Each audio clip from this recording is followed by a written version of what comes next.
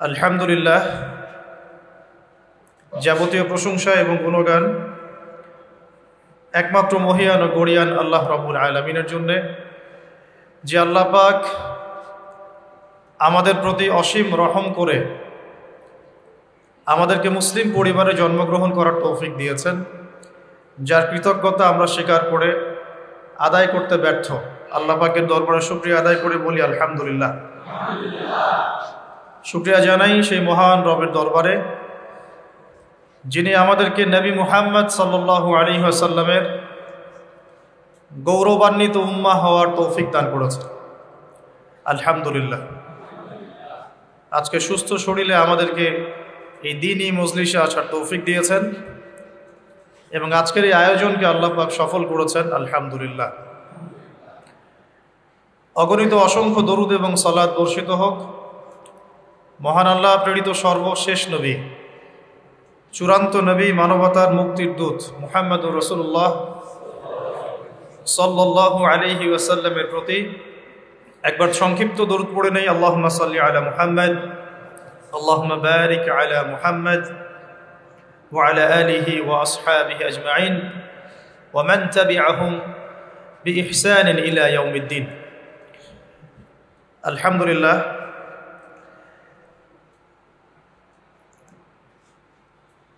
আপনাদের এলাকার নাম হচ্ছে বদরগঞ্জ। হ্যাঁ, বদরগঞ্জ। বদরের যুদ্ধ কত হিজরিতে হয়েছিল বদরগঞ্জবাসী জানেন কিনা? বলেন, বদরের যুদ্ধ কত হিজরিতে হয়েছে? বদরগঞ্জবাসীর এই খবর আছে কিনা, জানা আছে কিনা? জি বলেন। আপনারা তো জানেন, আলেমরা তো জানেন, আলেমদের কথা বলছি। জি, খ্রিস্টাব্দ না, হিজরি বলেছে। কত হিজরি? সুবহানাল্লাহ, সুবহানাল্লাহ। হ্যাঁ, গুগলে সার্চ দিয়ে বললেন নাকি? উত্তর ঠিক আছে, মাশাআল্লাহ। নবী সাল্লাল্লাহু আলাইহি ওয়াসাল্লাম নবী হয়েছেন 40 বছর বয়সে। কত বছর? আমরা মোবাইল ফোনগুলো বন্ধ রাখি বা পকেটে রাখি, আলোচনা একটু দিলের কান দিয়ে শোনার চেষ্টা করি, আমলের নিয়াতে শোনার চেষ্টা করি। কোনো জরুরত থাকলে একা বের হয়ে যাব, অন্যকে ডিস্টার্ব করব না। খুব লম্বা আলোচনা করে আসলে ফায়দা নাই। গঠনমূলক সংক্ষিপ্ত কিছু আলোচনা হবে ইনশাআল্লাহ, এবং শুনে বুঝে আল্লাহ পাক আমাকে আপনাদের সবাইকে আমল করার তৌফিক দান করুন। নবী সাল্লাল্লাহু আলাইহি ওয়াসাল্লাম নবী হয়েছেন 40 বছর বয়সে। জন্মগ্রহণের আগে বাবাকে হারিয়েছেন, তারপরে 6 বছর বয়সে মাকে হারিয়েছেন, 8 বছর বয়সে দাদাকেও হারিয়েছেন। বাবার নাম ছিল বাবা আব্দুল্লাহ, মায়ের নাম ছিল মা আমিনা, দাদার নাম ছিল দাদা আব্দুল মুত্তালিব। এরপরে তিনি মানুষ হয়েছেন চাচার পরিবারে। চাচার নাম ছিল আবু তালেব। 8 বছর বয়স থেকে নিয়ে বলা যায় 53 বছর পর্যন্ত চাচার গার্ডিয়ানশিপেই ছিলেন। সুবহানাল্লাহ। এই চাচা আবু তালেব নবী সাল্লাল্লাহু আলাইহি ওয়াসাল্লামের জন্যে এবং দ্বীন ইসলামের জন্যে, কারণ তার ভাতিজার দিন তো তারই দিন, এমন কোনো ত্যাগ নাই যা স্বীকার করেন নাই।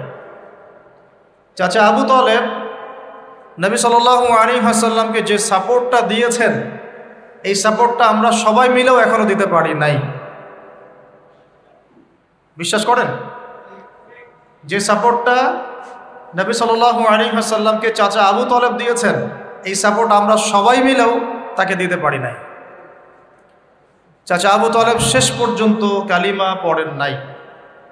সাহাবীরা জিজ্ঞাসা করেছিলেন যে, ইয়া রাসূলুল্লাহ সাল্লাল্লাহু আলাইহি ওয়াসাল্লাম, আপনাকে এত সাপোর্ট দেওয়ার পরে চাচা আবু তালেবের কি কোনোই উপকার হবে না, লাভ হবে না? নবীজি বলেছেন সাল্লাল্লাহু আলাইহি ওয়াসাল্লাম, আমি না থাকলে আমার চাচাকে জাহান্নামের একদম অতল তলে রাখা হতো। আমার কারণে আল্লাহ রাব্বুল আলামিন তাকে জাহান্নামের উঁচু জায়গায় রাখবেন, জাহান্নামের উঁচু জায়গায় রাখবেন, যেখানে আগুন তার পায়ের গোড়ালি স্পর্শ করবে, এতেই তার মগজ টকবক করে ফুটতে থাকবে। আপনারা কি আমার বাংলা ভাষা বুঝতে পারছেন? এমন কোনো সাপোর্ট নাই চাচা দেন নাই। মক্কার প্রায় 13 বছর যখন দাওয়াতি কাজ করছেন নবী সাল্লাল্লাহু আলাইহি ওয়াসাল্লাম, মানুষ গালি দিচ্ছে, কেউ থুতু নিক্ষেপ করছে, কেউ নামাজরত অবস্থায় মাথার উপরে উটের নাড়ি ভুড়ি চাপিয়ে দিচ্ছে, কেউ বলছে এই ব্যক্তি জাদুকর, এই ব্যক্তি গণক, এই ব্যক্তি মিথ্যাবাদী, নাউজুবিল্লাহ, এই ব্যক্তি ফারিকুল জামা, জামাত বিভক্তকারী, এই ব্যক্তি মাজনুন, পাগল। তাকে আগলে রেখেছেন তার চাচা। মানুষ অর্থনৈতিক বয়কট করছে, চাচা আগলে রেখেছেন। 3 বছর সমাজ থেকে বহিষ্কার করা হয়েছে, গাছের ছাল পাতা খেয়ে থেকেছেন বনু হাশিম, চাচা আগলে রেখেছেন। চাচা ছোটবেলা থেকে তাকে এত মহব্বত করেছেন, তার ছেলেদেরকে নিয়ে যখন খেতে বসতেন, আমাদের নবী সাল্লাল্লাহু আলাইহি ওয়াসাল্লাম একটু লাজুক ছিলেন, তিনি শোরগোল করতেন না, চুপচাপ খেতেন। চাচা আলাদা করে একটা খাবার রেডি করে তাকে আলাদা করে ডেকে খাওয়াতো, কারণ সবার সামনে হয়তো সে বলতে পারছে না, লজ্জা পাচ্ছে, শাই ফিল করছে, বাবা নাই মানুষের সংসারে, হয় না? এটা আপনারা হয়তো সবাই বুঝবেন না, আমরা বুঝি। যারা বাবা বা মা ছাড়া বড় হয়েছে অন্যের সংসারে, তারা এগুলো বুঝতে পারে। নবী সাল্লাল্লাহু আলাইহি ওয়াসাল্লাম এতিমদের প্রতি এত রহমদিল কেন ছিলেন? কারণ তিনি তো এতিম অবস্থায় বড় হয়েছে, তিনি তার কষ্টটা বুঝতেন। আমরা যদি এখানে যদি কেউ এতিম থাকেন, তিনি বুঝবেন এতিমের সাইকোলজি কেমন, তার চাহিদা কেমন, কষ্ট কেমন। আমি তো বারবার বলে আসছি কয়েকদিন থেকেই, আমাদের তো কারো সন্তান মারা যায়নি, আমাদের কারো সন্তানকে তো বোম মেরে বুলেট দিয়ে গুলি করে হত্যা করা হয়নি, আমরা তো সেই লাশ দাফন করি নাই। পৌঁছালেও কলব পর্যন্ত পৌঁছাবে না, আমার সাথে তো এটা হয় নাই।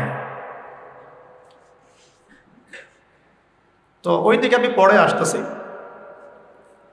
চাচা আবু তালেব তাকে এত মহব্বত করেছেন, আমি ভাষায় প্রকাশ করতে পারবো। আর আমরা চাচা আবু তালেব সম্পর্কে অনেক সময় আলোচনা করি, কিন্তু তার চাচির কথা ভুলে যায়। তার চাচির নাম ছিল ফাতিমা। কি নাম ছিল? এই নামে তিনি তার মেয়ের নাম রেখেছেন। এই ফাতিমা, তার চাচি, নবী সাল্লাল্লাহু আলাইহি ওয়াসাল্লামকে আলাদা করে ডেকে খাওয়াতেন, মহব্বত করতেন। তিনি কিন্তু তার সন্তান না, অন্য কারো সন্তান। একজন মেয়ের পক্ষে অন্যের সন্তান মানুষ করা চারটাখানি কথা না। সতীনের সন্তানই সহ্য করতে পারে না, আর অন্য মানুষের সন্তান নিজের মতো করে মানুষ করা একটা মেয়ের পক্ষে এত সহজও না। তো এই কাজটা চাচি করেছেন।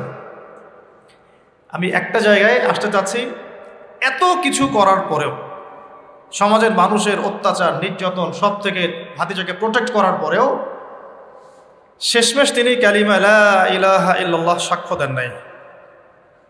শেষ মুহূর্তে নবী সাল্লাল্লাহু আলাইহি ওয়াসাল্লাম বারবার বলছিলেন, হে চাচা, খালি কালিমা পড়েন, আমি আপনার জন্য আল্লাহর কাছে সুপারিশ করব।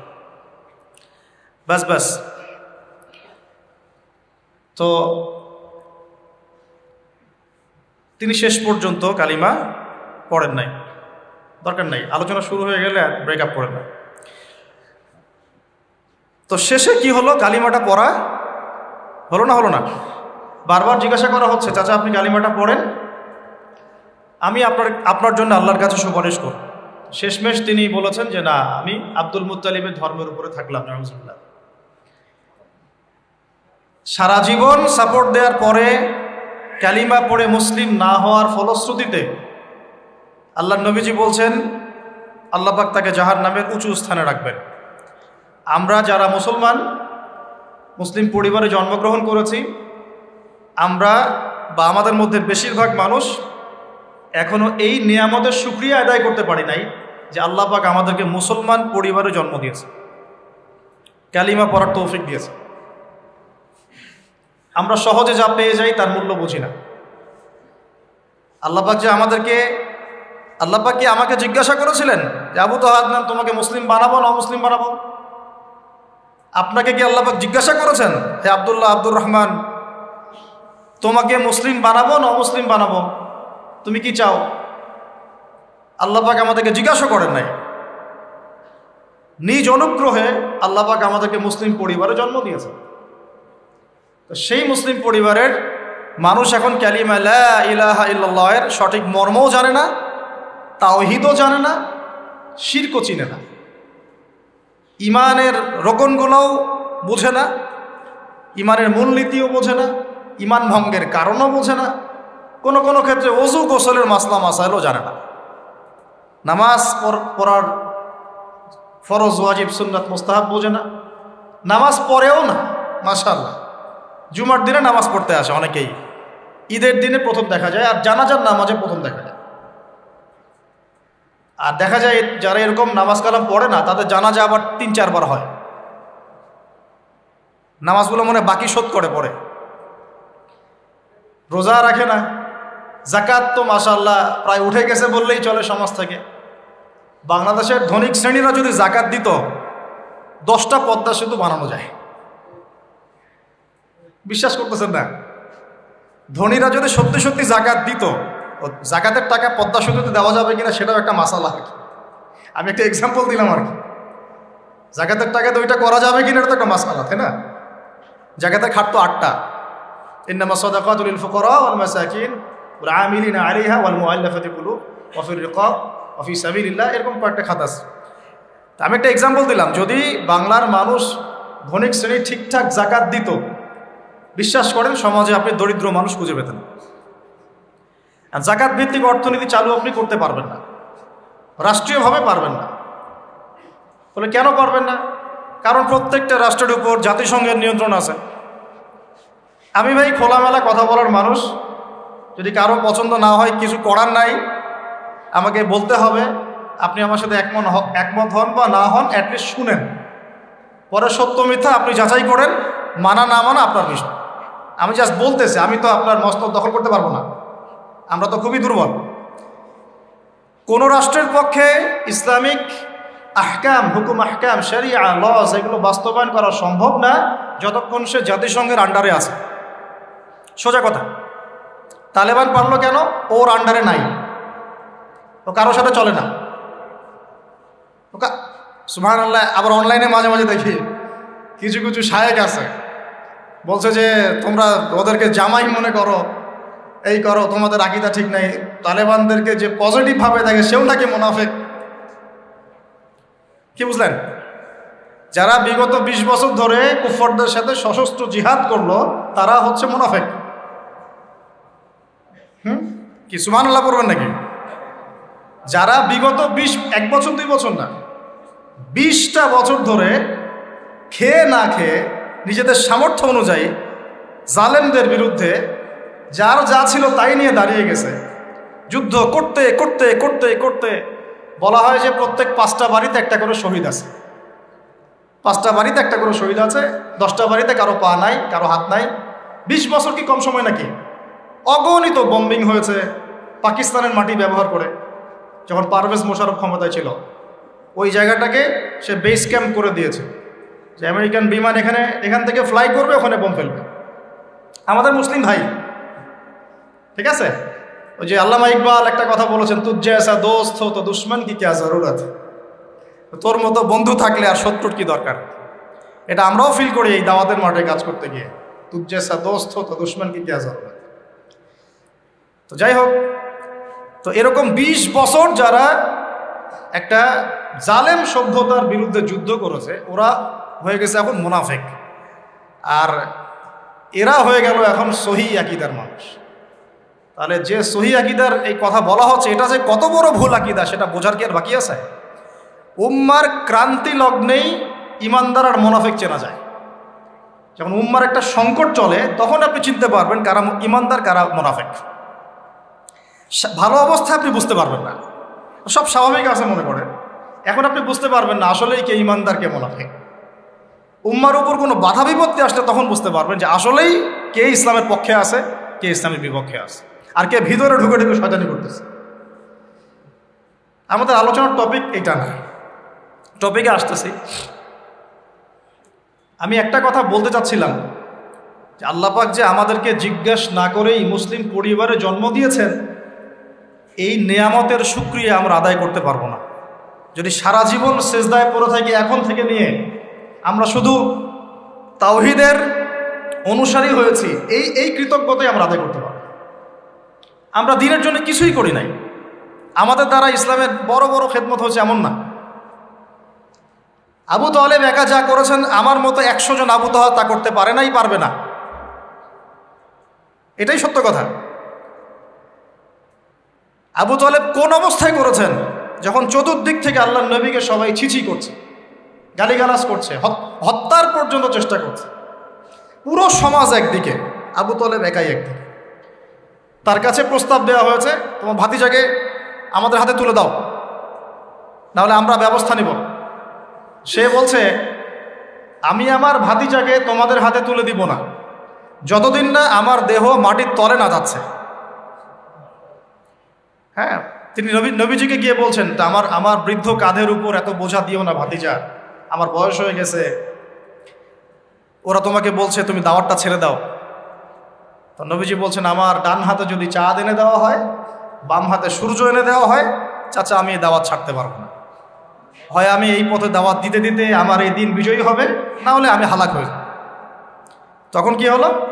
তখন তিনি বললেন যে ওরা তোমার দিকে আসতে পারবে না দলে দলে যতক্ষণ না আমি আবু তালেব দাফন হচ্ছি মাটির তলে। কথা বুঝতে পারছেন? এখন মূল কথাটা হচ্ছে, আমরা যারা মুসলিম পরিবারে জন্মগ্রহণ করেছি এরপরেও আমরা তাওহীদের জ্ঞান অর্জন করছি না, শিরক থেকে দূরে থাকছি না, নামাজ পড়ছি না 5 ওয়াক্ত ফরজ নামাজ, যাকাত দিচ্ছি না, সওম রাখছি না, প্রোটেস্ট্যান্ট মুসলিম হয়েছি, Protestant version of Islam follow করছি, ইসলামের দাওয়াতের কাজ করছি না, দিনের বিজয়ের কোনো ফিকির করছি না। সত্যি কথা বলতে আমাদের দুনিয়াতে থাকার চেয়ে না থাকাই ভালো। আমরা এখন গরু ছাগল। বিশ্বাস করেন আমার কথা, আল্লাহ পাক এই শব্দই বলেছেন সূরা আরাফ, সূরা আরাফের সম্ভবত 189 নম্বর আয়াত, 189। ওয়ালাকাদ বা'দা আউযু বিল্লাহি মিনাশ শাইতানির রাজিম ওয়ালাকাদ যারানা লিজাহান্নামা কাসীরাম মিনাল জিন্নি ওয়াল ইনস। আল্লাহ পাক বলছেন, আমি প্রচুর জিন আর মানুষকে দিয়ে জাহান্নাম পূর্ণ করব। বলি নাউযুবিল্লাহ। লাহুম কুলুবুন, কেন পূর্ণ করব? তাদের কি অপরাধ ছিল? কি অপরাধে করব? লাহুম কুলুবুন, তাদেরকে কলব দিয়েছিলাম, লা ইয়াফকাহুনা বিহা, বোঝার চেষ্টা করে নাই। ওয়ালাহুম আযানুন, কান দিয়েছিলাম, লা ইয়াসমাউনা বিহা, শোনে নাই। ওয়ালাহুম আ'য়ুনুন, চোখ দিয়েছিলাম, লা ইউবসিরুনা বিহা, চোখ দিয়ে দেখে নাই, কলব দিয়ে উপলব্ধি করে নাই, কান দিয়ে বলেন শোনে নাই, চোখ দিয়ে দেখে নাই। উলাইকা কাল আনআম, এরা ছিল আনআমের মতো। আনআম কি? আনআম মানে গবাদি পশু, ক্যাটেলস, গবাদি পশু। শুধু তাই না, বালহুম আদল, বরং এর চেয়েও নিকৃষ্ট ছিল। গবাদি পশুকে যে দায়িত্ব দেওয়া হয়েছে ও সেটা পালন করে। প্রত্যেক প্রাণীকে যে দায়িত্ব দেওয়া হয়েছে সেই দায়িত্ব তারা পালন করে কি না? না হলে আমরা এত বড় বড় প্রাণীর সাথে কিভাবে পেরে উঠতাম? একটা গরু নির্দ্বিধায় জীবনকে সঁপে দিচ্ছে, বিদ্রোহ করছে না, করছে? তো আল্লাহ পাক এই কথা বলছেন, উলাইকা কাল আনআম, তারা হচ্ছে গবাদি পশুর মতো। বালহুম আদল, বরং তার চেয়েও নিকৃষ্ট। কারা? উপলব্ধি করে না, দেখে না, শোনে না। এখন আমাকে উত্তর দেন দেখি, আমাদের মধ্যে এখানে কোন ব্যক্তি আছেন যে চোখে দেখেন না, কানে শোনেন না, উপলব্ধি করেন না? আমরা সবাই চোখে দেখি। এই চোখে দেখি কি না? দেখতে পাচ্ছেন তো আপনি? কানে শুনতে পাচ্ছেন কি না? তাহলে আল্লাহ পাক কোন চোখের কথা বলছেন আর কোন কানের কথা বলছেন যেগুলো অন্ধ? বলেন। নিঃসন্দেহে অন্য আরেকটা চোখ আছে, আরেকটা কান আছে, আরেকটা চোখ আছে, কান আছে, এটা কোথায়? কলবে। তাহলে আবু জেহেল আল্লাহর নবীকে চিনতে পারছে না, আবু বকর রাদিয়াল্লাহু আনহু চিনতে পারছেন, তাহলে দুজনের তো বাইরের চোখ একই। কোন চোখ তাহলে অন্ধ আবু জেহেলের, যে কারণে আবু জেহেল আল্লাহর নবীকে চিনতে পারল? বলেন। এখন বলেন, মুসলমান পরিবারে জন্ম নেওয়ার পরে আমরা যারা নামাজ পড়ি না, যাকাত দেই না, রোজা রাখি না, সামর্থ্য হয়েছে হজ করি না, জুমার দিনে আসি, ঈদের দিনে আসি, হ্যাঁ, সৎ কাজে আদেশ করি না, অসৎ কাজে নিষেধ করি না, কোরআন তেলাওয়াত করা শিখি না, রাসূলের সুন্নাহ মাফিক জীবন করি না, আর অর্থনীতি রাজনীতিতে গেলাম না, ওটা গেলামই না, বাদ, ওটা তো অনেক বড় স্কেল। তাহলে আমাদের কি চোখ আসলেই আছে, কান আসলেই আছে, কলব কি আসলেই জিন্দা, না সত্যিকার অর্থে আমরা গবাদি পশু হয়ে গেছি? আত্মপর্যালোচনা করতে হয়। তো আত্মপর্যালোচনা, মোরাকাবা মানে হচ্ছে আত্মপর্যালোচনা, নিজেদেরকে নিয়ে ভাবতে হবে। তো এখন আপনি আমাকে উত্তর দেন, যেই মুসলমান নামাজ পড়ে না, রোজা রাখে না, দাওয়াতের কোনো মেহনত নাই, দিন প্রতিষ্ঠার সংগ্রাম নাই, কোরআনও তেলাওয়াত করতে জানে না, আল্লাহর পথে সদকা করে না, তাওহীদের জ্ঞান নাই, শিরকের জ্ঞান নাই, সুন্নতের জ্ঞান নাই, বেদাতের জ্ঞান নাই, ঈমান ভঙ্গের কারণ জানে না, ওযু করার মাসালাও জানে না, তো এই মুসলমান সারা বিশ্বে মার খাবে না তো কারা খাবে? আমাকে বলেন, উত্তর দেন। আমার জানা নাই, আমি এগুলো বুঝি না, বুঝতে আসছি। আমি অনেক কিছুই বুঝি না, যে আমার বুঝের সাথে অনেক কিছুই মিলে না। আমার বুঝ এইটা যে মার খাবো না তো খাবে কারা, এটা আমার বুঝ। এখনো যে আমরা বসে আছি এখানে খাই নাই, সেটাই তো আল্লাহ পাকের রহমত। অনেক আগেই তো আল্লাহর গজব আসা উচিত ছিল। নামাজ তো আগেই ছেড়ে দিছো তুমি, যাকাত দাও না, রোজা রাখো না, রাসূলের সুন্নাতের কোনো খবরই নাই, প্রতিদিন ক্লিন শেভ করতেছো তুমি, আল্লাহ রাসূলের সুন্নতকে জবাই করতেছো, প্রতিদিন করতেছো, পর্ন দেখতেছো, বাইকে করে মেয়ে নিয়ে ঘুরতেছো, ইউনিভার্সিটিতে গোল হয়ে বসে আসো, মেয়েদের সাথে টাঙ্কি মারতেছো, sorry for my language, available তো এগুলো হচ্ছে, অ্যাভেলেবল। মেয়েরা জেনা করতেছে, বহু ছেলে পেলে এখন বিয়ে তো কঠিন, এই জন্য এই পথটা বেছে নেয়, এই পথটা সহজ। 5 দিন 7 দিন একটা মেয়ে কিনে ঘুরলে দেখা যায় যে ওই বিছানায় চলে যাওয়া যায়। এখন তো এই যুগ চলতেছে, আগেকার সেই যুগ নাই তো, যে চিঠি দিয়ে প্রেম করে, লম্বা প্রেম হয়, পরে বিয়ে হয়। এখন সব দৈহিক সম্পর্ক, 1 মাস একজনের পিছনে, ওটা হয়ে গেছে আর পরের মাসে আরেকটার পিছনে। ইউনিভার্সিটিতে জেনা আর জেনা, জেনা আর জেনা, এমনকি চাকরি ক্ষেত্রেও ফ্রি মিক্সিং, অফিস আদালত, কোর্ট কাচারি, রাজনৈতিক মিছিলে পর্যন্ত ছেলে মেয়ে একসাথে সামনাসামনি, সব জায়গায় এগুলো অধিকার। এই ফ্রি মিক্সিংয়ের কারণে কি হয়েছে, আমরা জেনাটাকে উন্মুক্ত করে ফেলেছি। তো এখন আপনি বলেন, যে আমাকে বুঝান, যে এইরকম অবস্থায় মুসলমানদের উপরে যদি বিপর্যয় না আসে, কোন সময় আসবে? আসে নাই, আল্লাহ পাকের খাস রহমত। হয়তো আল্লাহ পাক এখন পর্যন্ত সুযোগ দিয়ে রেখেছে। উপলব্ধি যে সবাই করে না এমনও না, বহু মানুষ উপলব্ধি করে, কিন্তু তাদের সংখ্যা নিতান্তই কম। আর তাদের মধ্যে আবার বিভক্তি আছে, অনৈক্য আছে, আপোষে হিংসা, বিদ্বেষ, পরশ্রীঘাতরতা আছে, তারা আবার ইউনাইটেড না। তো বদরগঞ্জবাসীর জানা উচিত যে বদরের যুদ্ধ হয়েছে 2য় হিজরিতে। কত হিজরি? 2য় হিজরিতে। আল্লাহ নবী সাল্লাল্লাহু আলাইহি ওয়াসাল্লাম এই চাচার সংসারে মানুষ হয়েছেন প্রায় 53 বছর পর্যন্ত। এই চাচাই তাকে বিয়ে দিয়েছেন 25 বছর বয়সে। তার আগে চাচার ব্যবসা তিনি সামলেছেন। ওই ব্যবসার এক কাফেলা খাদিজা রাদিয়াল্লাহু আনহার অর্থ ছিল। এই ব্যবসা দিয়ে তাকে টেস্ট করলেন, দেখলেন আমানতদার, সুদর্শন, মাশাআল্লাহ উন্নত চরিত্রের মানুষ, উন্নত রুচিবোধের মানুষ, আল্লাহ আমিন, বিশ্বস্ত। বিয়ের প্রস্তাব পাঠালেন, চাচা বিয়ে দিয়ে দিলেন।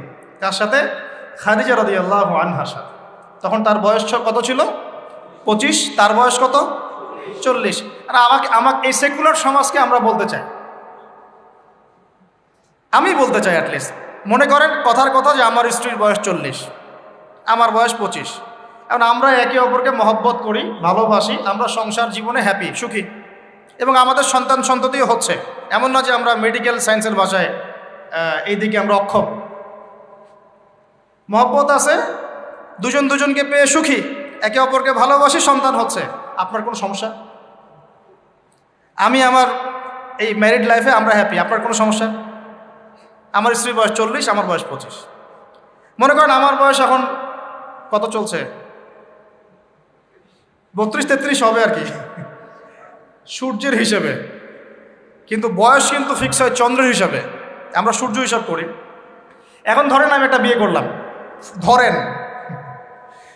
ধরেন ধরেন তো স্ত্রীর বয়স মনে করেন 16 বছর। কত? মনে করেন 16 বছর। 16 বছর একটা মেয়ের কি হায়েজ হয়? হায়েজ হয়? হায়েজ বোঝেন? আচ্ছা, সে কি সন্তান জন্মদানে সক্ষম? সক্ষম। সে কি ম্যাচিউর, ফিজিক্যালি স্ট্রং? এখন ওর বয়স 16, আমার বয়স 32, ডাবল। 16 দুগুণ 32 না? তাই তো, অঙ্ক ভুলে গেছি ভাই।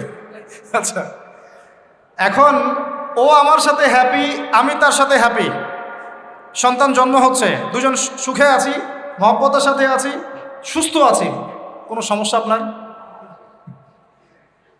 তো এই হলো অবস্থা। সার্কাস। 16 বছরের মেয়ে, আপনার মেয়ে, আপনি বিয়ে দিতে পারবেন না। বলবেন যে আপনি রাষ্ট্র আইনের বিরুদ্ধে কথা বলছেন। না, আমি বিরুদ্ধে কথা বলছি। আমি বুঝাচ্ছি যে এটা কতটা অসার একটা আইন। 16 বছরের একটা মেয়ে যদি জেনা করে, আপনি উৎসাহিত করছেন। 16-17 বছরের মেয়েরা জেনা করে না? স্কুলে, কলেজে, বিশ্ববিদ্যালয়ে, এইখানে ওইখানে। এর বিরুদ্ধে আপনার ব্যবস্থা কি, অ্যাকশন কি? কিন্তু 17 বছর একটা মেয়ে যদি বিয়ে করে, আপনি তো কাজীকে ধরে জেলে দিয়ে দিবেন একেবারে। এখন বলেন, এটা কি আমি মানতে বাধ্য? এখন জোর করে চাপাই দিলেন, ল করে দিলেন, মানতে বাধ্য হয়ে গেলাম। তা আসলে কি কোরআন সুন্নাহ সমর্থিত হলো? এখন জবাব দিবেন আল্লাহর কাছে আপনি। জনগণ কিছুই বলতে পারবে না। আমরা শুধু জ্ঞানতাত্ত্বিক একটা ডিবেট করলাম এবং আপনাকে দেখালাম যে এটা একটা অসার। তারপরেও যেটা হয়েছে হোক, অ্যাটলিস্ট বিয়েটা সহজ করলে ভালো হতো। বিয়েটা কঠিন হয়ে গেছে, এই জন্য এটা জেনার রাস্তা বেছে নেয়।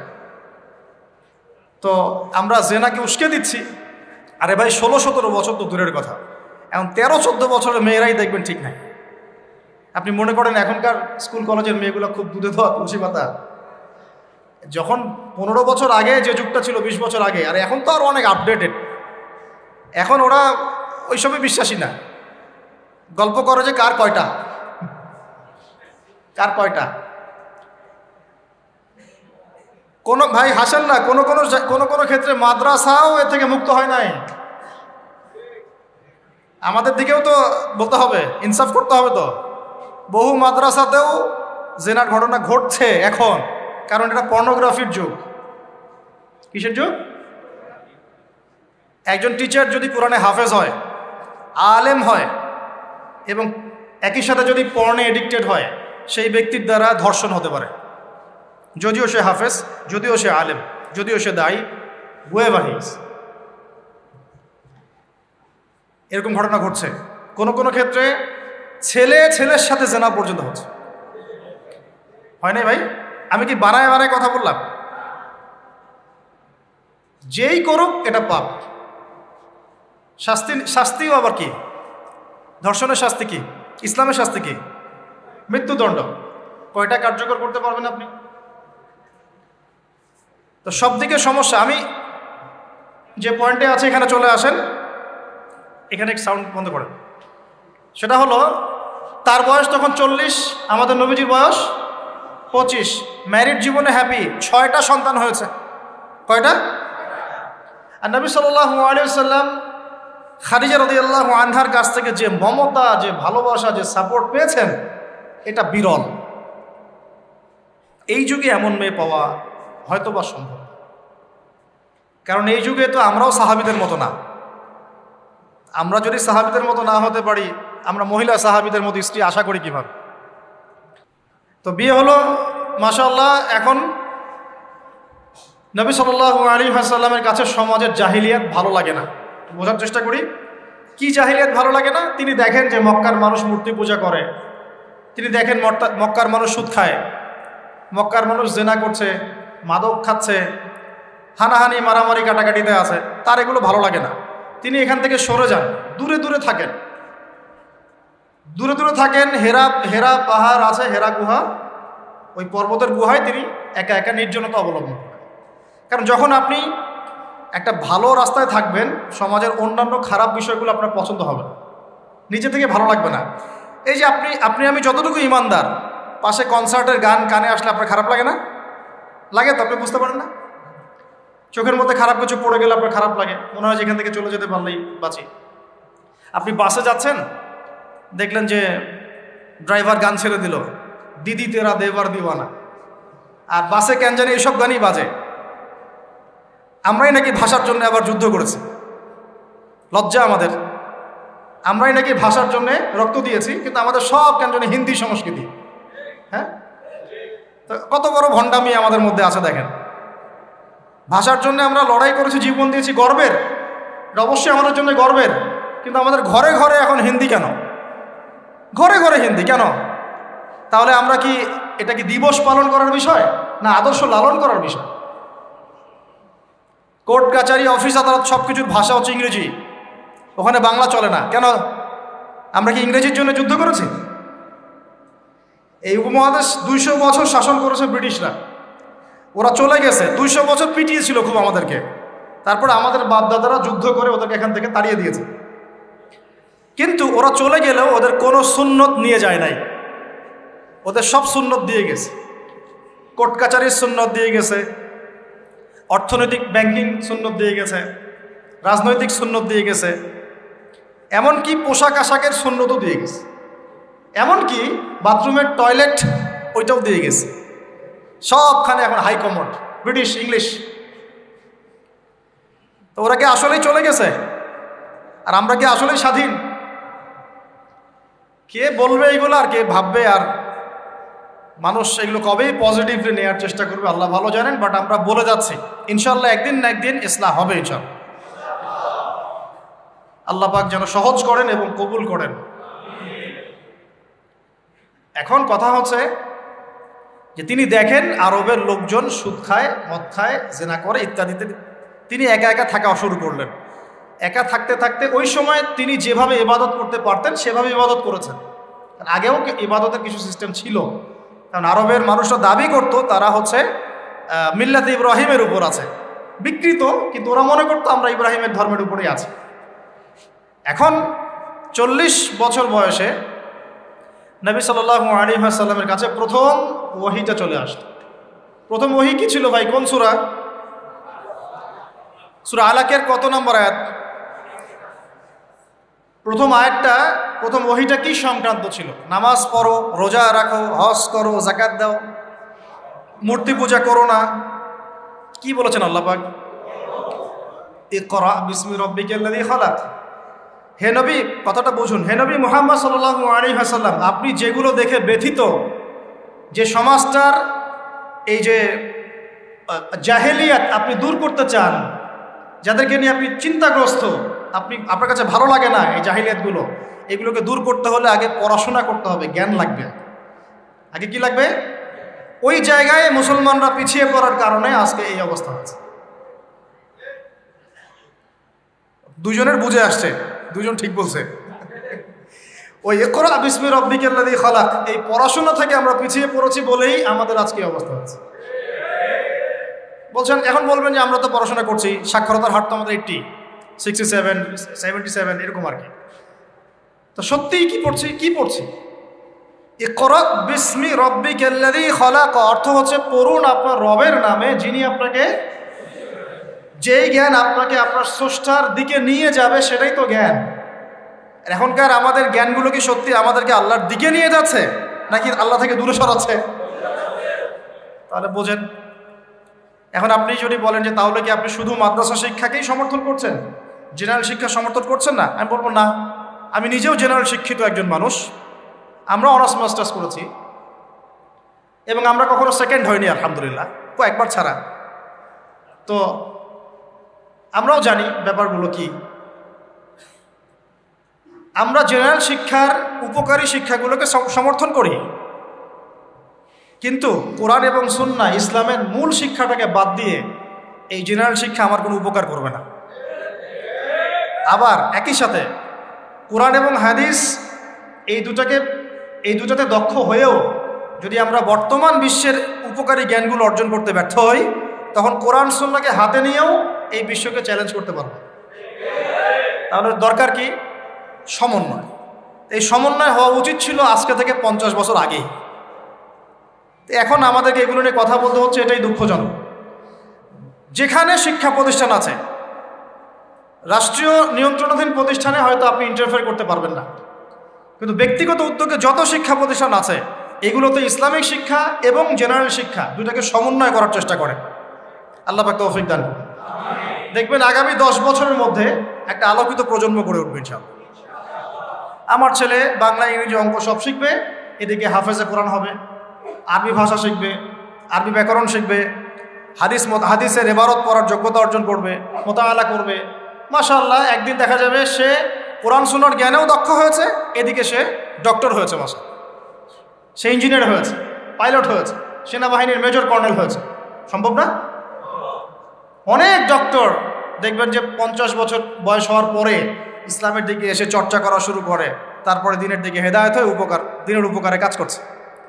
অনেক ইঞ্জিনিয়ার সাহেব এই কাজ করছে, অনেক অনেক আর্মি অফিসার, র্যাবের, পুলিশের, বিজিবি, তারা দেখবেন যখন রিটায়ার্ড করে বা যখন মানে সিনিয়র হয় তখন গিয়ে চর্চা করা শুরু করে, এবং তখন তারা আবার দিনের জন্য অনেক কিছু করতেও চায়, করেও, অনেকে করে না। তারা কি অমুসলিম নাকি? তারা তো আমাদেরই ভাই, আমাদের ভাই না? শোনেন, যদি বাংলাদেশ রাষ্ট্রীয়ভাবে কখনো জিহাদে যায় কুফফারদের বিরুদ্ধে, তাহলে আমরা যাব না তারা যাবে? যাবে তো তারাই। জি, আপনি যাবেন না, যাবে তো তারাই। আপনার আমার কি প্রশিক্ষণ আছে?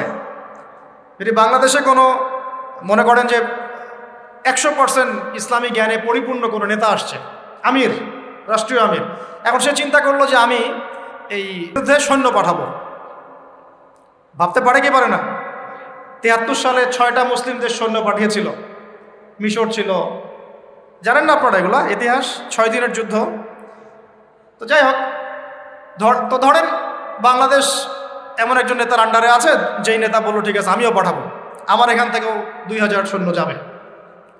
তখন কিন্তু ওই 2000-এর মধ্যে আপনি থাকবেন না, থাকবে ওই আর্মি অফিসারই, ওই বিজিবি, ওই র্যাব, ওই পুলিশ, ওই ভাইরাই থাকবে। তারা আমাদের ভাই না?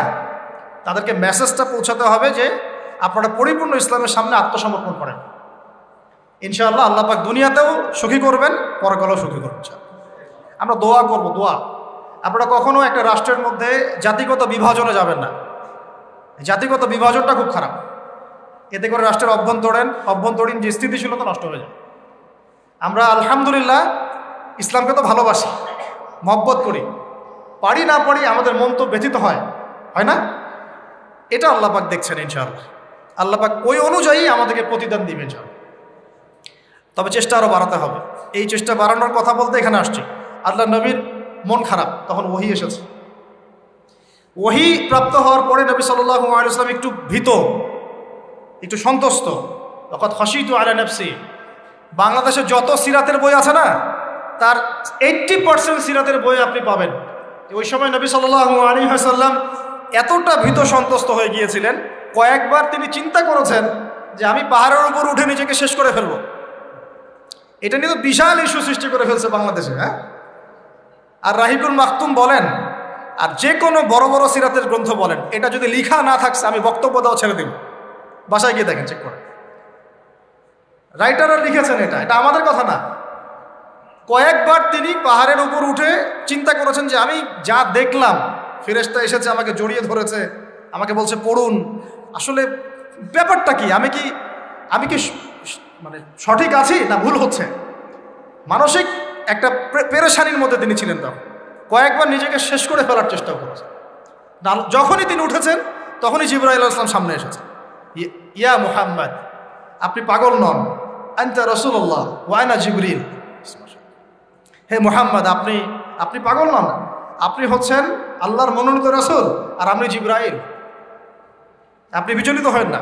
আরও একদিন আবার জিবরাইল আলাইহিস সালাম হাজির। এভাবে হতে হতে তিনি আশ্বস্ত হলেন যে হ্যাঁ, আসলে যা হচ্ছে সব সঠিক। এটা কি একটা বড় ঘটনা না?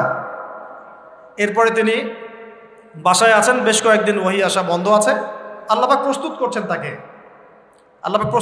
তাকে, কারণ ব্যাক টু ব্যাক ওহী আসতে থাকলে এটা একটা ওয়েট আছে, নেয়ার মতো ক্ষমতাকে তৈরি হতে হয়। তো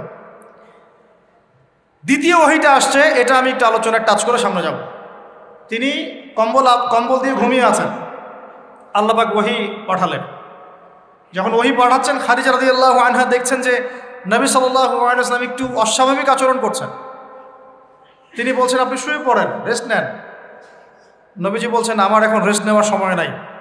আল্লাহ পাক আমাকে বলেছেন ইয়া আইয়ুহাল মুদ্দাসসির, হে কম্বল আবৃত রাসূল, কুম, উঠে দাঁড়ান, ফাংজির, মানুষকে সতর্ক করেন।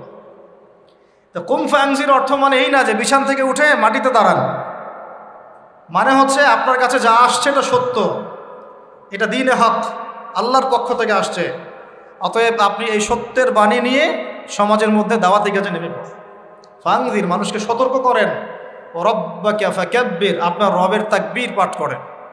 ওয়া সিয়াবাকা ফাতাহহির, আপনার কাপড় পরিচ্ছন্ন রাখেন। কাপড় মানে শুধু বাইরের পোশাক না, ভিতরের হৃদয়ের পোশাকটাও। ওয়া রুজজা ফাহজুর, যত অনর্থক বিষয় আছে ছেড়ে দেন। কিছু পাওয়ার আশায় আপনি কাউকে সদকা করেন না, কারো কাছে কিছু পাওয়ার আশায় আপনি সদাকা করেন না, বরং আপনার রবের জন্য আপনি সবর করেন। কত গভীর কথা! এটা নিয়ে কিন্তু আলোচনা খুব বেশি হয় না। আমরা আলোচনা করি প্রথম ওহীটা কি ছিল, এটা দ্বিতীয় ওহী ছিল। উঠুন উঠুন, সতর্ক করুন। আপনি যা ভাবছেন এরকম কিছু না, আপনি নবী, আপনি শেষ নবী। এই মহাবিশ্বে আপনার মতো কোনো নবী আসে নাই, আপনি সর্বশ্রেষ্ঠ নবী, আপনি সর্বশ্রেষ্ঠ আখলাকের অনুসারী, আপনার উম্মত হচ্ছে সর্বশ্রেষ্ঠ উম্মত। আপনি উঠুন, মানুষকে সতর্ক করুন, কাপড় পবিত্র রাখুন, অনর্থক বিষয় ছেড়ে দেন, আল্লাহর জন্য সবর করেন, আল্লাহর জন্য তাকবীর পাঠ করেন, বলেন আল্লাহু আকবার। এই শুরু হলো মিশন। এই মিশন শুরু হওয়ার পরে 13 বছর, কয় বছর ভাই? 13 বছর মক্কায় তিনি প্রথম 3 বছর গোপন দাওয়াত দিয়েছেন, তারপরে প্রকাশ্য দাওয়াত দেওয়া শুরু করেছেন। এই প্রকাশ্য দাওয়াত যখনই দেওয়া শুরু করেছেন, ব্যাস সমাজে কনফ্লিক্ট লেগে গেল, হক আর বাতিলের লড়াই। তিনি যাদেরকে নিয়ে দাওয়াত দিচ্ছেন, আবু বকর সিদ্দিক, উসমান বিন আফফান, আব্দুর রহমান বিন আউফ, তালহা বিন উবাইদুল্লাহ, সাদ ইবনে আবি ওয়াক্কাস, হ্যাঁ, বেলাল ইবনে রাবাহ, আব্দুল্লাহ বিন মাসউদ, এরকম সাহাবী 40 জন বা 80 জন। আর নিজের ঘরে আছে স্ত্রী আলী ইবনে আবি তালেব, যায়েদ ইবনে হারেসা, জাফর বিন আবি তালেব। আর এই দাওয়াত যখন চলতে লাগলো, সমাজের মানুষ প্রকাশ্য রূপ যখন ধারণ করলো, এই পক্ষে আছে আবু জেহেল, আবু লাহাব, উতবা, শাইবা, রাবিআ, আশরাক বিন শারিক, এরকম কিছু মানুষ। ঠিক আছে, এমন কনফ্লিক্ট যে এটা কিছুতেই মিউচুয়াল হচ্ছে না, কিছুতেই হচ্ছে না। সিরাত পড়তে হবে আপনাদেরকে, একটা লেকচারে সব কিছু তো বলা যাবেই না, সময় আমাদেরকে অ্যালাউ করবে না, পাশাপাশি আমারও এনার্জি কুলাবে না। ঠিক আছে, এমন কোনো কষ্ট নাই যা তাকে দেয়া হয় না, সাহাবীদেরকে দেয়া হয় না। অর্থনৈতিক বয়কট, উত্তরাধিকার থেকে বঞ্চিত করা, বাড়ির থেকে পিটিয়ে বের করে দেয়া, হ্যাঁ, উল্টা ঝুলায় লটকায় রাখা, আমাদের রিমান্ডগুলোর মতো, শারীরিক নির্যাতন, মানসিক কষ্ট তো আছে, এটা তো মানসিক কষ্ট তো আছেই, বলার তো আর অপেক্ষা রাখে না।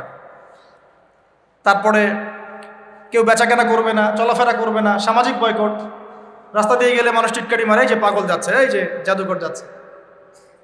ব্যাপারটা বোঝার চেষ্টা করেন, মানে এমন কোনো নির্যাতন নাই যা করা হয় নাই। আমি ক্ষুদ্রকাটে দেখেছি প্রায় 14 বা 15 বার আল্লাহ নবী সাল্লাল্লাহু আলাইহি ওয়াসাল্লামকে হত্যা করার চেষ্টা করা হয়েছে, প্রায় 14-15 বার তাকে হত্যা করার চেষ্টা করা হয়েছে। আর তাকে সারা জীবনে প্রায় এরকম 15-16টা গালি খেতে হয়েছে সারা জীবনে। কাকে খেতে হয়েছে? যে মানুষের আগেও কোনো গুনাহ নাই, পরেও কোনো গুনাহ নাই, যিনি সব কষ্ট করছেন শুধু উম্মতের জন্যে, কারণ তিনি তো মাকামে মাহমুদে যাবেন, জান্নাতুল ফিরদাউসুল আলায় যাবেন। তার কি নিজের জন্য এই কাজগুলো করা? 13টা বছর যখন মক্কায় এভাবে নির্যাতিত হতে হলো, এই যে বলা হচ্ছে সাহাবীদেরকে গলায় দড়ি দিয়ে রাস্তায় হেঁচড়ে নিয়ে আসা হয়েছে, উত্তপ্ত বালুর মধ্যে শুইয়ে উপরে পাথর চাপা দেওয়া হয়েছে, আগুনের কয়লা জ্বালিয়ে দেওয়া হয়েছে, উপরে শুইয়ে দেওয়া হয়েছে, গায়ের চামড়া এবং গোশত, চর্বি এগুলো গলে গলে কয়লা নিভে গেছে। আমরা কি একটু ইমাজিন করতে পারি কিনা? বাচ্চাকে নিয়ে দৌড়াচ্ছে, বোনদের অবস্থা, ভাইদের অবস্থা, কিছুটা আঁচ করতে পারেন কি? আসলে কি হয়েছিল 1400 বছর আগে? এগুলোই হয়েছে। এগুলো ইসলামের চিরায়ত সুন্নত, হকপন্থীদের উপর এগুলো আসবেই। যদি না আসে, ওয়াল্লাহি আপনি হকপন্থী না, ওয়াল্লাহি আপনি হকপন্থী না। আপনি প্রোটেস্ট্যান্ট ভার্সন অফ ইসলামে আছেন অথবা মডারেট ইসলামে আছেন, এটাও ঠিক ওটাও ঠিক, আমি মাঝামাঝি থাকবো। আমি এটা ফখর করে বলছি না, পশ্চিমের কয়েকটা কান্ট্রি থেকে আমাকে অফার করা হয়েছিল মালয়েশিয়া সফরের পরে, যে আমাদের এখানে আসেন, দাওয়াতি কাজ করেন, মানে দাওয়াতি কাজ করেন মানে কনফারেন্স, এইভাবে কনফারেন্স করেন। মালয়েশিয়া যেমন হয়েছে আমরা আয়োজন করতে যাচ্ছি, 7 দিনের জন্য আসেন, 3 দিনের জন্য আসেন, ঠিক আছে। তা আমি বললাম যে আমার লেকচার কি শুনছেন কোনোদিন আপনারা? তো বলে না, বিভিন্ন ক্লিপ দেখেছি, পুরো লেকচার তো শোনা হয় নাই। তো বললাম যে আগে ইউটিউব চ্যানেল থেকে সব লেকচারগুলো শুনেন, তারপর যদি মনে হয় যে ওখানে গেলে আমি সেফ, তাহলে নিয়ে যান। যদি মনে হয় যে এইসব লেকচার দেওয়ার পরে ওই সভ্যতায় গিয়ে কেউ সেফ থাকতে পারে, আমাকে আবার গুয়ান্তানামায় পাঠিয়ে দিবে না, আবু গারিব কারাগারে পাঠিয়ে দিবে না, তাহলে নিয়ে যান। তো এখন পর্যন্ত আর রেসপন্স করেন না। তো মডারেট ইসলামের সুযোগ নাই ইসলামে। ইসলামী ওই পশ্চিমা আদলে আমরা মডারেট হয়ে যাব, ওদের আদর্শও চলবে, আমাদেরটাও চলবে, তালগোল পাকায় একটা ভিশন 2030 বানাবো, এইসব ইসলাম চলবে না। বুঝতে পারছেন না কথা? ইসলাম চির প্রাচীন, চির নতুন, চির আধুনিক, এর কোনো ব্যতিক্রম ব্যত্যয় নাই। ওর মূলনীতির কোনো পরিবর্তন হবে না, ওর মূলনীতির জায়গায় থাকবে। কিন্তু হয়তো প্রযুক্তিগত উন্নয়ন হতে পারে, শাখা প্রশাখাগত কিছু ফুরুই পার্থক্য আসতে পারে, কিন্তু আসলি কোনো পার্থক্য আসবে। তো যে কথাটা বলেছি এটা চিরায়ত সুন্নত, যে নির্যাতনটা মক্কায় হয়েছে। যদি না হয় বুঝে নেবেন যে আপনার বা আমার ইসলামিক চলাফেরার মধ্যে কোনো একটা ল্যাকিংস আছে, বা আমরা Protestant version of Islam follow করছি। এটা হচ্ছে মুযাবযাবিনা বাইনাহুম, মানে এদিকেও না ওদিকেও না, দুটার মাঝখানে। আল্লাহ রাসূল সাল্লাল্লাহু আলাইহি ওয়াসাল্লাম বলেছেন, একটা হাদিস বলি তাহলে আপনি বুঝে নেবেন যে আমরা আসলে কোন জায়গায় আছি। এরপরে আমি সামনে যাচ্ছি, তারপরে বদরগঞ্জে আসবো ইনশাআল্লাহ, ঠিক আছে? একটু মনোযোগ ধরে রাখেন। কি বললাম? হাদিসটা কি? সহিহ মুসলিমের হাদিস। রাসূলুল্লাহ সাল্লাল্লাহু আলাইহি ওয়াসাল্লাম বলেছেন, ক্বালা নবী সাল্লাল্লাহু আলাইহি ওয়াসাল্লাম, মান রাআ মিনকুম মুনকারান, তোমাদের মধ্যে যে কেউ যদি কোনো অন্যায় গর্হিত কাজ দেখে, ফালইউগাইয়ির বিয়াদিহি, সে যেন তার হাত দিয়ে এটাকে প্রতিহত করে। বলেন এই লেভেলে আমরা কয়জন আছি? 0.00001%। মান রাআ মিনকুম মুনকারান ফালইউগাইয়ির, সে যেন পরিবর্তন করে। এমন না যে সামর্থ্য হলে পরিবর্তন কইরো, মানে যাদের হাত দিয়ে প্রতিহত করার ক্ষমতা আছে তারা যেন অবশ্যই হাত দিয়ে প্রতিহত করে। এখানে ধরেন একটা জেনা হচ্ছে, নাউজুবিল্লাহ, বা একটা নোংরামি হচ্ছে, ফাহেসা কোনো কাজ হচ্ছে, এখানে যিনি সর্বোচ্চ দায়িত্বশীল তিনিও এখন গিয়ে কিছু বলার অধিকার রাখেন না।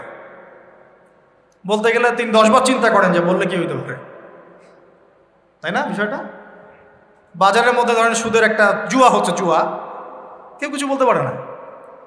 মসজিদ এখানে ধরেন পাশের বাসায় বিয়ের অনুষ্ঠান হচ্ছে, আর বিয়ে মানেই তো জেনা দিয়ে শুরু হলো, ধুমধারাক্কা গান বাজতেছে, আর ঢাকা শহরে বিশ্বাস করেন না এই অত্যাচারে থাকা যায় না। মানে একটা ফ্ল্যাট ধরেন 14 তলা বা 10 তলা, তো এই 10 তলার মধ্যে 5 তলার সদস্যের বিয়ে, ও ছাদটা হায়ার করে নিয়ে এমন জোরে ধুমধারাক্কা মিউজিক শুরু করবে যে পুরো এলাকার প্রত্যেকটা ঘরে ঘরে যেন সাউন্ড আছে, মানে ওর উপর যেন ওয়াজিব করা হয়েছে সবার কানে গান বাজনা পৌঁছায় দেয়। কিন্তু কিছু করার নাই, আপনি বলতে যান উল্টা আপনার উপর চড়াও হবে, হুজুর আসছে বেশি বেশি কোন, আমরা আর মুসলমান না, আমরা আর ইসলাম ফলো করি না, বলতে আসছে। আপনি বাসায় যান, নিজের ঘর ঠিক করেন, বলবেন। তো হাদিসের এই শব্দের বাক্যের আওতায় আমরা আছি কিনা একটু ভাবেন। ওয়ামান লাম ইয়াস্তাতি, যদি এভাবে কেউ প্রতিহত করতে না পারে, দ্বিতীয় সেন্টেন্স হাদিসের, ফালইউগাইয়ির বিলিসানিহি, সে যেন তার জবান দিয়ে প্রতিহত করে। আজকে জবান দিয়েও কি মানুষ প্রতিহত করছে? বরং চোখের সামনে জুলুম দেখছে, এরপরেও কিছু মানুষ মাজলুম ভাইদের বিপক্ষে অবস্থান নিয়ে ফতোয়াবাজি শুরু করেছে বাংলাদেশে। আমি বলেছি আপনারা মুনাফিক তখনই চিনতে পারবেন যখন উম্মাহ একটা সংকটময় অবস্থায় থাকবে, তার আগে চিনতে পারবেন। এরাই কয়দিন আগে আমাদেরকে খারেজি বলতো, যারা এখানে মাজলুমদের বিপক্ষে ফতোয়া দিচ্ছে, ঘুরিয়ে ফিরিয়ে বলার চেষ্টা করছে। আমি আল্লাহর কসম করে বলছি, তো এদের ইমানি লেভেল তো তলানিতে আছেই, ইতিহাসের সামান্যতম জ্ঞানও এদের মধ্যে নাই। ইনশাআল্লাহ আপনারা অনেক বইপত্র বাজারে পাবেন, বাসায় গিয়ে পড়াশোনা করে দেখেন, বা ইনশাআল্লাহ আমরাও কিছু নিয়ে আসার চেষ্টা করব। আপনাদেরকে দেখাবো যে এই ধরনের সংগঠনগুলো যখন তৈরিও হয় নাই, কিয়ামতের মাঠে দেখে নিয়েন জাহান্নাম উদ্বোধন হবে এক শ্রেণীর আলেম দিয়ে। জাহান্নাম কিন্তু উদ্বোধন হবে। এই হাদিসটা জানেন না আপনারা ওলামায়ে কেরাম? আপনারা তো আমার চেয়ে অনেক ভালো জানেন। প্রথমে একজন শহীদ, কি করছো? জীবন দিয়ে দিছি, শহীদ হয়ে গেছি। ভুল, ক্যাযিব, মিথ্যা কথা বলছো। এই জন্য শহীদ হয়েছিলে যাতে মানুষ তোমাকে বড় বীর বলে, আমার জন্য তুমি জীবন দাও নাই, যাও জাহান্নামে। আরেকজন, কি করেছো? অনেক দান করেছি, মানুষ দানবীর বলে। আল্লাহ বলছেন যে মিথ্যা বলছো, মানুষ যেন দানবীর বলে এই জন্য দান করেছে। দান করার সময় সতর্ক থাকেন, লোক দেখায় দান করেন না। আর ইলেকশনের আগে আগে তো দানটা বেশি করেন আপনারা। তা আমরা এই সুযোগটা নিব, অবশ্য আমরা বেশি বেশি দান নিব এখন তাদের কাছ থেকে, ঠিক আছে? তাদেরকে ইনভাইট করবো আর দান বেশি করে নিব। ভুলেও না, এই কাজ ভুলেও করবেন না। রিক্সাওয়ালা ভাইয়ের কাছ থেকে সৎকা নেবেন 10 টাকা। মুচি ভাই, তরকারিওয়ালা, ভ্যান চালক, এদের কাছ থেকে হালাল টাকা থেকে টাকা নেই। ওই ব্যারাট মসজিদ থেকে দিন প্রচার হবে, আর হারাম টাকার এসি মসজিদ থেকে দিনের কোনো প্রচার হবে না। বাংলাদেশে এসি মসজিদের অভাব নাকি? আমার কথা রাগ করতেছেন নাকি? বাংলাদেশে এমন অনেক মসজিদ আছে কোটি কোটি টাকার প্রজেক্ট, ঠিক শেষ জামানের হাদিসের মতো। নবীজি বলেছেন শেষ জামানায় কিছু মসজিদ হবে চাকচিক্যময়, একদম গর্জিয়াস, হেদায়েত উঠে যাবে। পরের লাইন হচ্ছে হেদায়েত উঠে যাবে, ওঠে নাই? নামাজ শেষ, মসজিদ বন্ধ। মসজিদে খাদেমদের মাঝে মাঝে অস্থিরতা দেখলে মনে হয় যে বাসায় গিয়ে সুন্নতটা পড়ি, এখানে পড়ার দরকার নেই, বিরক্ত হচ্ছে মনে হয়। নামাজ শেষ হওয়ার পর তাড়াতাড়ি এসি বন্ধ করতেছে, লাইট অফ করতেছে, ফ্যান অফ করতেছে। ভাই তাড়াতাড়ি যান, বিল উঠতেছে। আল্লাহ আমাদেরকে বোঝার তৌফিক দান করুন। তো